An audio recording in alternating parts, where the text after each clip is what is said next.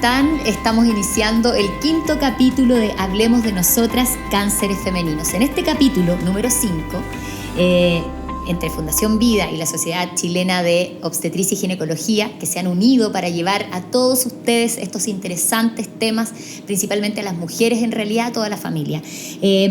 Cánceres de vagina y vulva. Eso es lo que nos corresponde en este capítulo y para eso tenemos a la doctora Carolina Bazán. Bienvenida, doctora, ¿cómo está? Muchas gracias. Ella es ginecóloga oncóloga y actual jefa de la unidad de ginecología oncológica del Hospital Carlos Van Buren en Valparaíso. Ha trabajado en la unidad de ginecología oncológica desde que finaliza su formación en ginecología aproximadamente hace 10 años atrás. No es nada, hace 10 años atrás. Cuenta con formación de pregrado en medicina y posgrado, especialidad en ginecología y obstetricia de la Universidad de Valparaíso y su subespecialidad en ginecología oncológica en la Universidad de Chile. Además, doctora, usted es docente del pregrado de la Universidad de Valparaíso, de la Cátedra de Ginecología y Obstetricia. La práctica privada la realizó en Red Salud Valparaíso y en Bupa de la Clínica de Reñaca. ¿Le gusta la quinta región, doctora? Sí.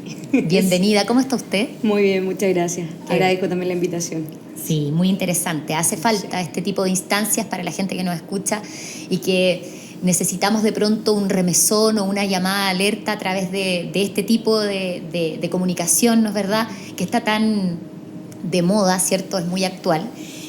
Así es que queremos conversar, probablemente, doctora, debo reconocer que es un cáncer que a lo mejor el de vagina o el de vulva, no muy escuchado, tal vez no muy conocido, y también debo decir que debe dar lata hablarlo, ¿cierto? Pero por lo mismo es que la tenemos usted acá, porque queremos interiorizarnos de este tema, estamos muy interesados en que la gente pueda saber, entender qué tan comunes son estos cánceres en comparación con otros cánceres ginecológicos. Porque hemos hablado durante todos estos capítulos del cáncer de mama, que son los que más escuchamos, los que tienen unas estadísticas más duras, ciertos datos más crudos. ¿Cuál es la comparación? Mira, a diferencia de los otros cánceres ginecológicos, la verdad es que el cáncer de vulva afecta más o menos el 4 o el 5% de todos los cánceres ginecológicos de la mujer.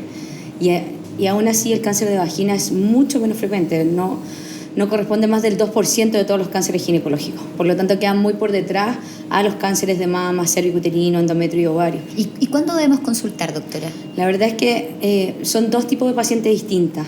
Habitualmente los dos cánceres afectan a paciente mayor, que es el grupo más importante, pero la verdad... ¿De qué edad aproximadamente? Perdón que le interrumpa. En términos generales, el cáncer de vulva tenemos como dos picos o dos grupos de pacientes. Tenemos un grupo un poco menor que es cuando está asociado a virus papiloma humano y versus los que no están asociados, que son los más frecuentes y esos son la paciente mayor después de los 65, 70 años. En cambio, el cáncer de vagina, propio de vagina, es importante reconocer que solo el 10% se origina en la vagina. El otro 90% corresponde generalmente a otros cánceres que afectan la vagina, por lo tanto son distintos. Y eso también es de paciente mayor, después de los 65, 70 años. En ambos es importante que pueden haber muchos síntomas. Sobre todo en el cáncer de vulva, el síntoma principal va a ser el prurito, que es la picazón en la zona genital. Las pacientes pasan por años con distintos tipos de tratamientos que son otorgados porque principalmente no examinan a la paciente o la paciente por vergüenza o temor no se deja examinar y por lo tanto pasan muchos años que se le entregan tratamientos, distintas cremas o tratamientos con óvulo, etcétera, que la verdad es que obviamente van a fallar en el resultado hasta que realmente alguien la examina y toma como la nota realmente que hay algún tipo de lesión. En cambio, el cáncer de vagina suele debutar con un sangrado genital.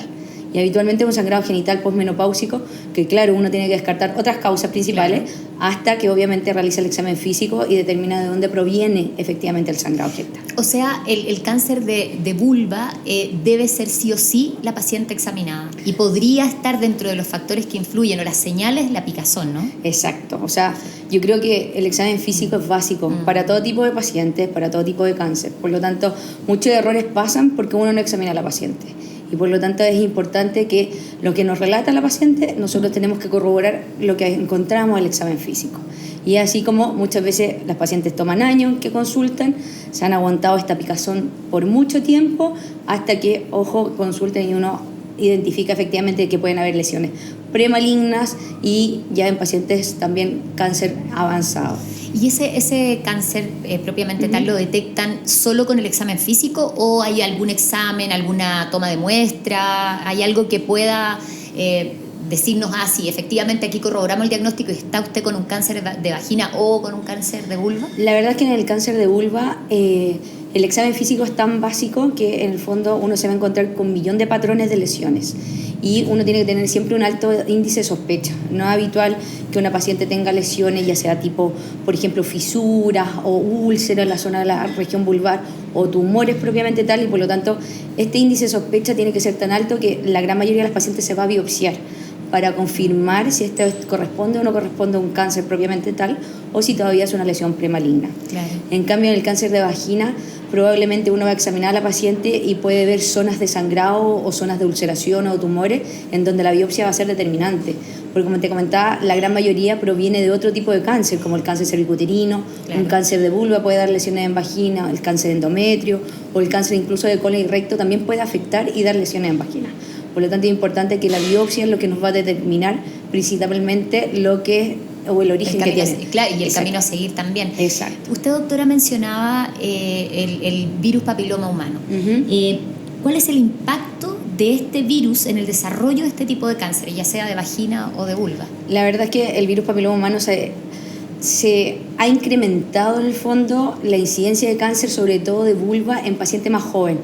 De hecho, un crecimiento bien exponencial, como hasta se explicaba casi un 40%, pero en pacientes cercanos a los 45 o 50 años asociados a virus papiloma. Y la verdad es que se ha visto que el virus papiloma obviamente afecta principalmente el cuello uterino, que es donde vemos la gran cantidad de cánceres, pero aquellas pacientes que han sido tratadas por una lesión premaligna o un cáncer propiamente tal del cuello uterino, probablemente puede desarrollar también alguna lesión a nivel vulvar. ¿Quién se ve mayoritariamente afectada? Principalmente la paciente inmunocomprometida, es decir, que tiene su defensa mucho más baja o que tiene coinfección con el virus papiloma y VIH, por ejemplo, que también hacen que sea mucho más frecuente esto.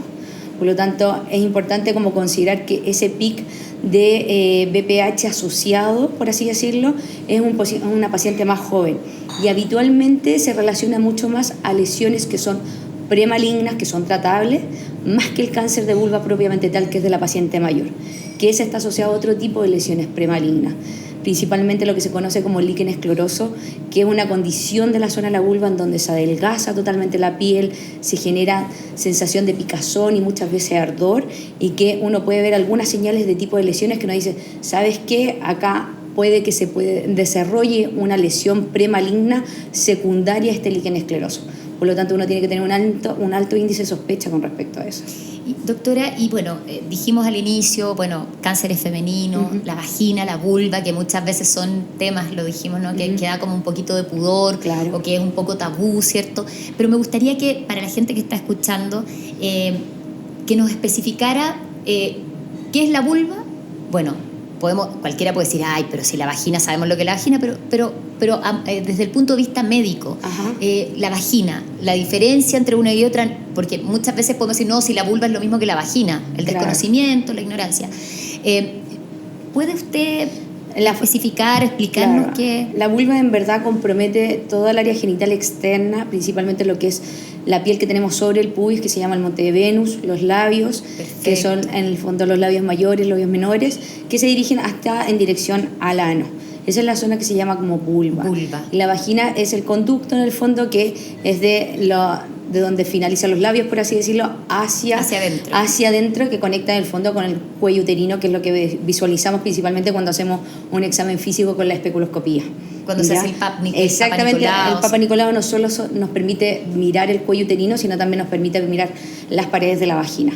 Esa es la verdad. Excelente, me encantó su explicación, doctor, y creo que la gente que nos escucha también, porque son temas que cuesta y que a veces uno cree o no pregunta por lata, qué sé yo, así que está impecable. Ahora, ¿qué prácticas o cuidados íntimos? Hoy en día existen unas toallitas, un montón de cosas, jabones especiales, podrían influir en la prevención de este tipo de cáncer.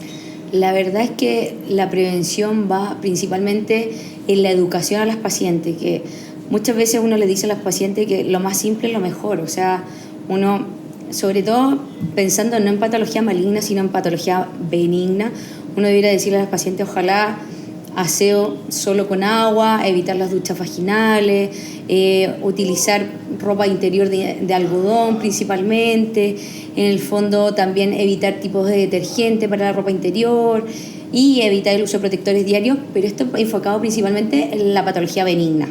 Ahora, desde el punto de vista de un cáncer propiamente tal, la prevención es difícil, es principalmente educar a la paciente que consulte frente a los síntomas. Eso quiere decir, si tienes picazón en forma constante, que se asocia a algún tipo de ardor o dolor, la verdad es que hay que examinar y no dejar algún tratamiento sin ver. ¿Por qué? Porque solamente el examen físico va a permitir diagnosticar algún tipo de lesiones que a nosotros nos hagan sospechar, ya sea una lesión premaligna o una lesión maligna propiamente tal.